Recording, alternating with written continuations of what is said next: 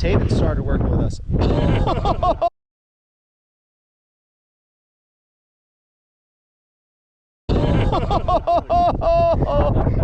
Yeah.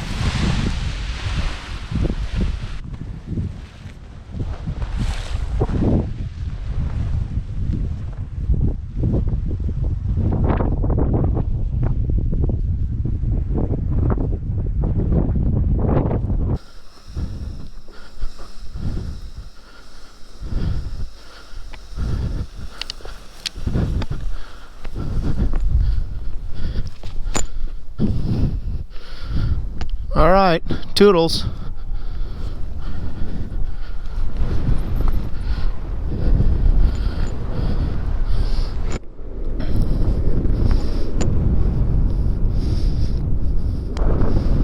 It's almost 6 o'clock.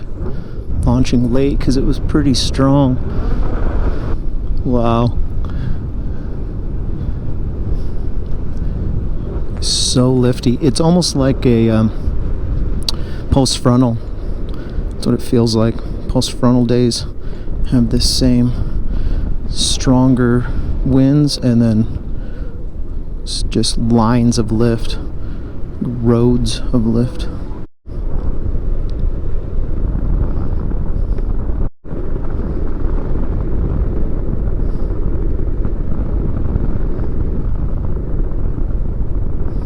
So when I was a kid, my dad and my uncle used to go on all these adventures just randomly, and this is in the deserts of Arizona. And one day my dad and my uncle decided that they wanted to go and check out this cave.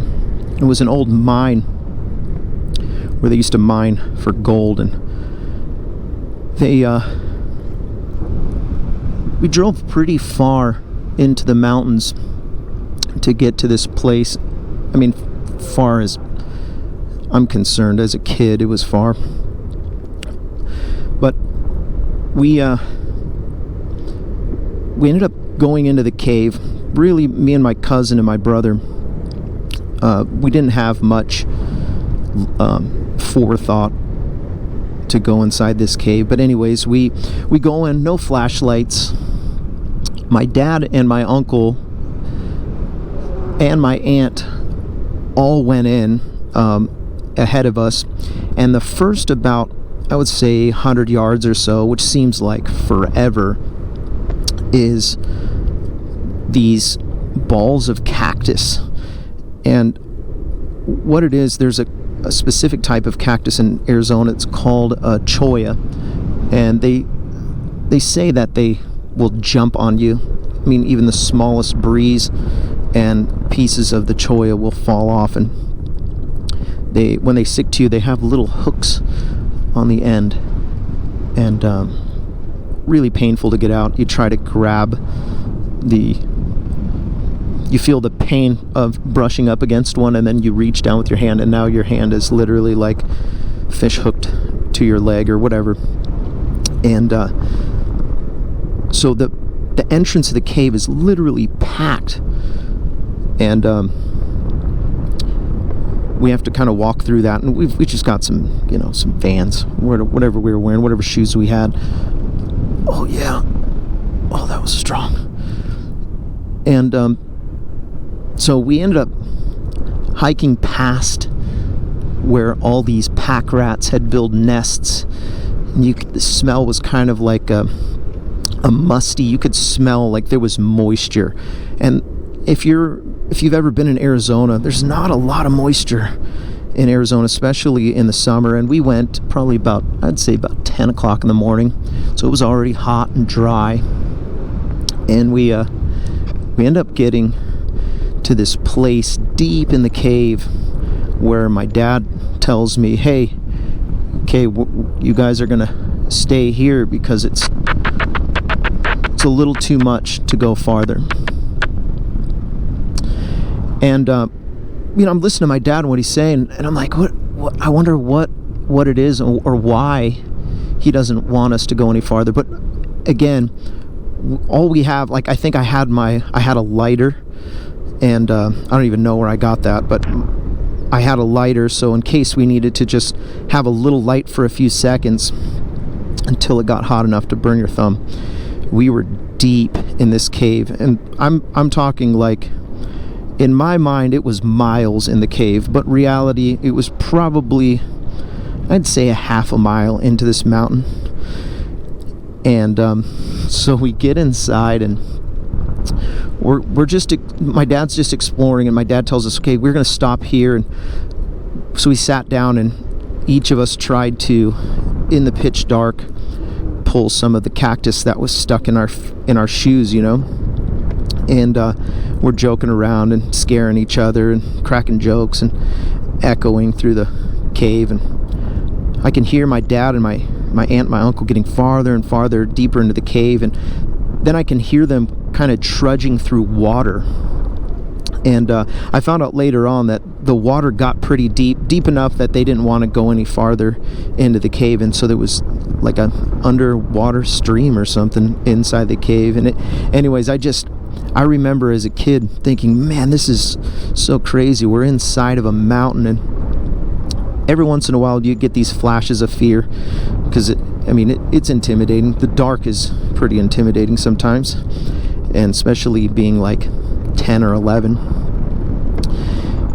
And so they go pretty deep in the cave. Anyways, they come back, I would say it's about a half an hour, where they were all, we never really felt worried, because you could always hear their voices at the end of the cave, you know. And so you knew that there was, my dad was there to, in case anything went bad, we could just yell, and we had direct communication, you know. But there was this maybe a short period of time where they started to come back. And the other thing that was neat about the cave is that it was really cool compared to the temperature outside. So needless to say, we come out of the cave, and now it's blazing hot. And as soon as we get out there, my uncle goes to start. He had an old Bronco, and this old red Bronco had it wouldn't start. So my dad, he's sorting through some ideas of what we're going to do and try to start it, and we come to the conclusion that we just have to walk. And we're going to walk to the main road and then hitchhike back towards where the house is and see if we can get back home and whatever. So it was again, not very well thought out. I think my dad brought maybe a 6-pack of beer in a little cooler thing that he carried over his shoulder. And we got, I don't know, maybe 2 or 3 miles of walking, and I was so parched. I mean, I was incredibly thirsty. And I remember telling my dad, Dad, I'm really thirsty. And they have this, it's a cactus, it's called a barrel cactus, and supposedly the barrel cactus has enough water for you to sustain life. And if you had to, so you would have to eat it. But I bet that at different seasons the barrel cactus might have more water than when we open it. So we chopped open the top of the cactus and we dug into the meat, and it was the consistency of maybe a strong watermelon insides. I mean, it was interesting. And we carved out some pieces and we started sucking on the barrel cactus, and that was supposed to be like the life-saving thing that you would do if you were lost in the desert or whatever. And so we tried that. Oh my gosh, I was so thirsty. Even as I'm telling this story, I remember it makes me thirsty just talking about it. But I got to this place and where I was just completely dry and kind of like hopeless, because we just seemed like we were just going from one desert area to the next, and it was just like really dismal. And it seemed like it kept getting hotter and hotter. And I even took some of my dad's beer and tried to drink that to get some moisture, and that just made me even more thirsty, and it really made me want to spit it out. So anyways, we make it all the way back to the road, and a guy that's there gives us a ride back to the house, and then we went back and got the truck. But anyways, I just remember being so incredibly thirsty like never before. Something over the years that I've thought about, and we take for granted just the smallest of things like water. We really, like, you can look at your life sometimes and you think, oh my gosh, I hate this life. This is like the worst thing ever. And you might be going through stuff. And I think sometimes the hard times can become a blessing, in that later on in life, it'll make you appreciate. And I know that's so cliche and people say that stuff all the time and it's annoying, but it's so true. If you can just appreciate every day, try to look at it like there are good things. There are good things coming your way. And what we have to do is just keep our eyes open and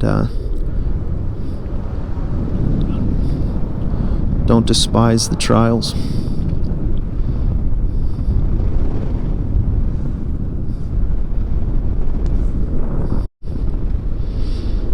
Ms. Norgren.